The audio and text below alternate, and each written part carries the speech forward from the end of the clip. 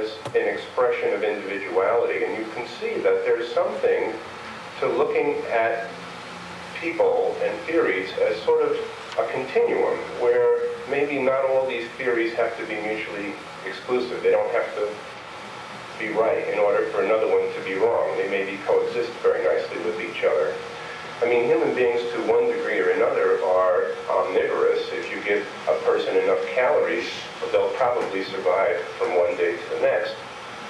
But do they thrive on an omnivorous diet? These are interesting questions because, once again, as a naturopath in the late 1970s and the early 1980s, I was taught, okay, put everybody on an elimination diet because you see a lot of people have food allergies. And then after that, see if you can make them a vegan. And then if they still have problems, allergy test them. So that by the time you were done with these poor people, they had usually a rice cracker and some lemon and water in the morning. And this was supposed to parlay into these people getting better because, as we say, the food barrier, our digestive tracts, are part of our immune system. And see, the immune system's got this kind of funny hang-up. It's always trying to figure out if something is you or not you. And that's a major day-to-day thing that goes on. Self versus non-self.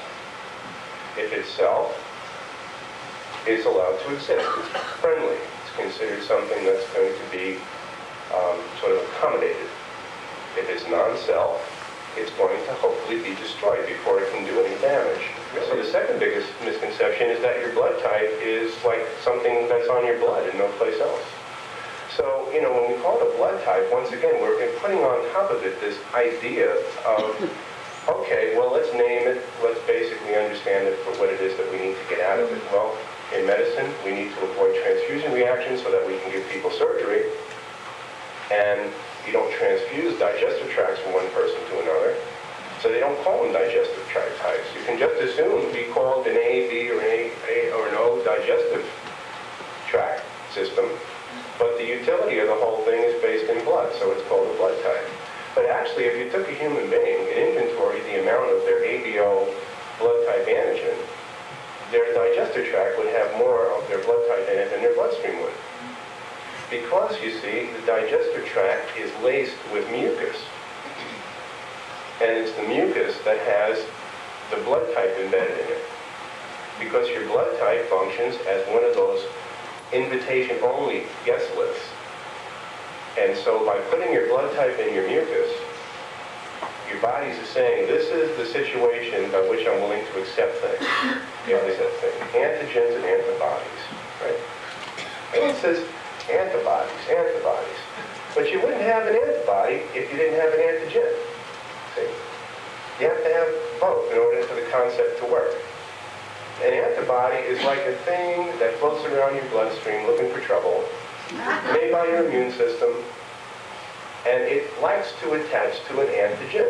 So the antigen is the thing that the antibody attaches to. Now typically, I guess you could say an antibody is like a signaling thing. In other words, let's say you're 5 years old and you get a chickenpox infection. Well, you have a very bad time with the chickenpox because you have not had the opportunity to make an antibody to the chickenpox, right? But now you go through that and your skin starts to heal up and all the scabs fall off and they still put a calamine lotion on you and eventually you go, for instance, if you're type O, you have antibodies against the other blood types. I'm not going to confuse you, but basically if you're type O, you don't have an antigen, but you have antibodies against the other blood types. Which is why, even though they can put your blood in anybody, you can only get blood from another O. Okay? If you look at this map, you can see areas where type O is predominant. And it's interesting, if you're an anthropologist, if you study the distribution of early humans, where they sort of have been left alone, like in other words, look at North America, right? Very high rates of blood type O. Now the theory behind this is that they sort of, let me have the next slide, please. They sort of went over the Bering Straits and got stuck in South and North America, and then the Bering Strait kind of dissolved, and they didn't get like the subsequent genes. So for instance, if you look at like Native Americans, especially in South America, they have tremendously high rates of type O blood. Something like 94% of all Native Americans are type O blood. So this is a real powerful argument in favor of the idea of not only is blood type O structurally a simple blood type. But if we study human migration, we see that the populations indeed are kind of straightforward. If you look at any place where people have been undisturbed for a period of time, where they couldn't have gotten the other genes, then we see large amounts of type O. So O is for old. So it's an interesting blood type. It's like the Soviet Union. You want to kill and ask questions later. So for instance, when you look at that blood type, it's like, if you can look at your antigen as you, right? So I'm A, so my A antigen is me. All things that are A-like are my friend. But here's a blood type that doesn't have an antigen. So everybody's my enemy. Because I don't have anybody I consider my friend. Now, when you get started in this world, that's a very good philosophy. If you try to make something like a headway against this cruel world with a lot of injustice, it's a good idea to assume everybody's your enemy. And in addition to that, everybody being your enemy, you got these antibodies against everything in this world that's A-like and everything in this world that's B-like. So it's like anything A-like or B-like, forget it, I'm going to cremate this thing. All right?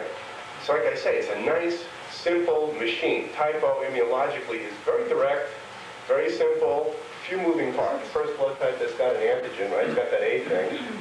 And it only has an antibody against B. So if you're type A, you don't like B. You don't like things in nature that are B-like. And everything that's A-like is your friend. So it's like almost that evolution said, this idea of being so restrictive and considering everybody our enemy is not such a good idea, because we can't broaden the diet if we consider everybody our enemy. We got to open this up a little bit. So they said, well, let's make everything A-like our friends. So now all of a sudden anything in nature that's A-like is my buddy. Unfortunately, there's a lot of bad people in nature that are A-like. A lot of viruses are A-like. A lot of parasites are A-like. But a lot of foods are A-like. And so all of a sudden now the ability to accept A-like things immunologically in our digestive tract as a friend. So this is the blood type that's sort of tolerant. Okay? Type O intolerant, type A tolerant. You're going to see this a lot. If you're blood type B or AB, you're going to get the shaft tonight, because there's not a whole lot of Bs and ABs, and everything around the Mediterranean.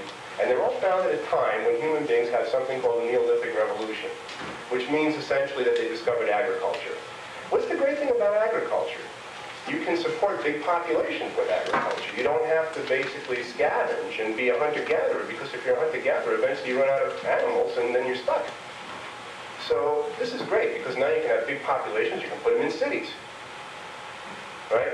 Now you can have cities, you can have art, you can have civilization. And you have the mentality of type A ideally adapted to this. It's like nature said, over here we're going to start everybody's my enemy. No, wait a minute, we need to broaden the diet, everybody's my friend. Oh my God, look at all these people taking advantage of me. Let's come up with something that's a little discretionary here. So the idea behind the idea of B is, let's pick a different chemical that's not so abundant, and we'll be friends with that. So B becomes, now, all things B-like are your friends, and all things A-like are your enemies. This is very effective, because most A-like things are not so nice. A is my friend, B is my friend. I have no enemies, I make no antibodies. Guess what? You can put any kind of blood in me, because I don't care. There's only 2% of us, so we must be really succeeding at this. Okay? It's an interesting thing. AB is the only blood type that has no evolutionary factor to it whatsoever. The only time you get AB is when you smash an A into a B, you get AB. So there's no evolutionary process that produced AB.